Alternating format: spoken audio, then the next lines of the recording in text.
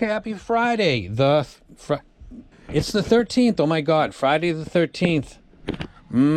Let's have good luck today and no problems. Let's start this out really nice. This is the Hype 10 by Thea Audio. If you're wondering, I thought you did a video for it. I did already. This is the giveaway item. Yeah? Huh?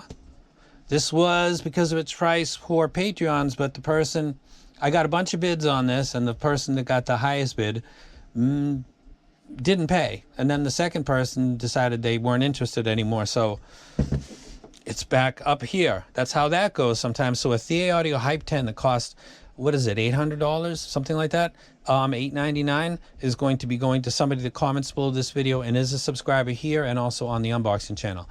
You don't have to subscribe, but I can, if I want to, go down into the comment section and look for somebody with the subscriber icon and at my own leisure, pick somebody and then just confirm that they're also a subscriber on the unboxing channel and good to go. So it is a Friday the 13th and stay safe, but comment below this video for a chance to get that. Also, the Sogno's out here because I'm going to announce the winner for this on the unboxing channel, which is where all the announcements are made. Unboxing channel community section, just in case you're not sure, because you got to be subscribed to both. We are here for what I think is the best Ziigaat that's been made to date, and there's a lot of good ones, including my own, which is called the Arcade, which I think is an absolutely amazing set. I'm completely biased, but I think it's an amazing set. I think that this set is better than that. And I think that this set is better than the Dusk and it's better than the Da Vinci, because those are two sets that are around $300 and this is $229. This has, let's just start off with making big claims, won't we? And let's do that. This has something that I'm a fan of. Branded drivers. Not custom drivers, branded drivers. These are Knowles 328732 and Knowles 33518s, and a topology diaphragm that I looked at, and it's got the round with the edges on it. It sounds fantastic at $229, a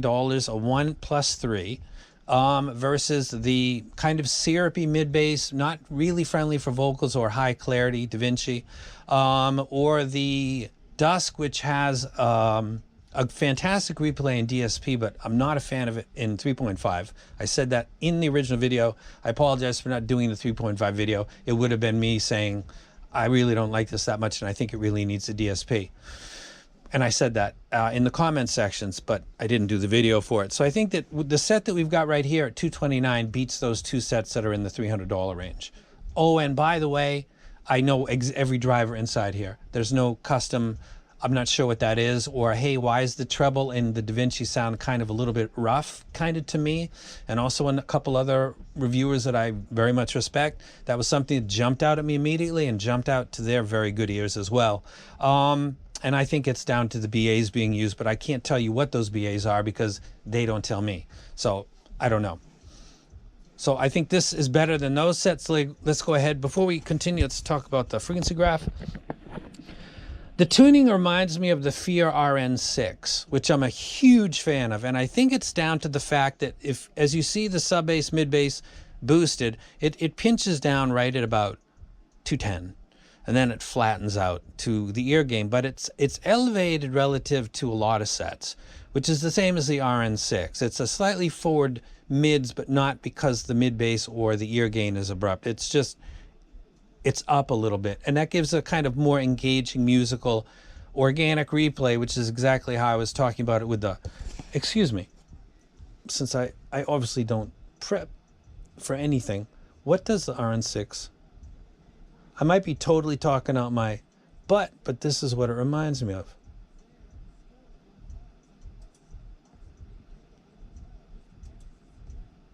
Okay, yeah, no, I'm not talking out my butt. Here we go.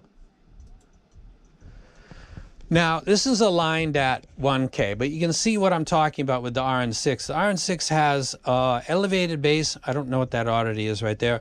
but it's forward, but the ear gain is pretty much traditional on the RN6. These are actually not radically different when it comes to the upper mids. That pushed up mids is something I like because it's not that common, and the effects that it has on the music library is something that this reviewer enjoys a lot.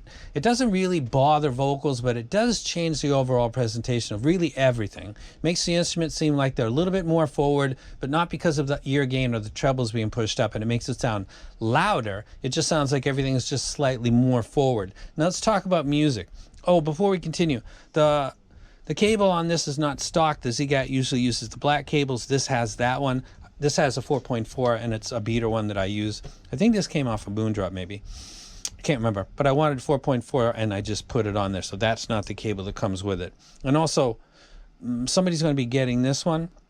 That's why the Hype 10 is going to somebody for this video, because it didn't work out on the Patreon. Let's talk about music. And I got my J River updated to 33. I was on 26, which is maybe why I was crashing all the time. Let's see if we can get to some Kendrick Lamar, which is where we're at right now, because we're talking about, I have 2,336 albums, and the only one that's not FLAC or DSD is the one that's playing right now. Ironically, because I can't get it. So I got an MP3 album for the first time ever on my review station, but it is what it is. Let me go ahead, and I actually don't even have all the songs. Let's just redo this. Whacked Out Murals, Squabble Up, Luther, Hey Now, TV Off, Peekaboo, GNX. There we go.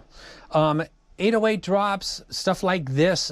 Tupac, Wu-Tang Clan, Nas, Biggie, all of those drops sound good. There's lots of force and power in that. There's no problems with it. As we get into a 4 and 5 string bass guitar, which is other parts of my library like rock and roll, though there are a lot of samples that are in stuff like even the album we're listening to right now, GNX, this Luther Vandross samples, there's a lot of samples in this album. So it's, oftentimes hip hop will have bass guitar samples in the mix. So they're doing 808 drops plus bass, and even drum kits a lot of the time. Parliament Funkadelic, a lot of that stuff.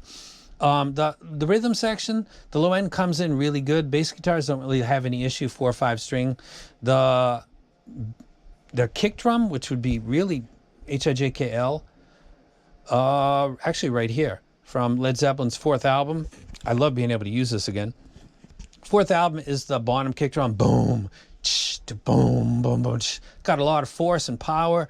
It's very much related to how the mid bass is tuned. It comes through well here. Another thing that's notable is there's a harmonica in here, which a lot of times when I'm evaluating for the bass and just listening to the bass drum, that will come in and totally be like, holy crap, that is loud and screechy. I thought that sounded great on this, and that's probably where the quality of the drivers really plays a big part, because I'm sure that the harmonica is being done by the balanced armatures, and they sound like they're doing a really good job, because I thought that sounded epic. So in the low end, 808, bass guitar, kick drum, everything sounds fine. I've got no complaints there. As we move into the mids, which is vocals for me, Robert Plant would be what you're looking at right here. Again, looking at the graph, let me get the Fear audio out of there.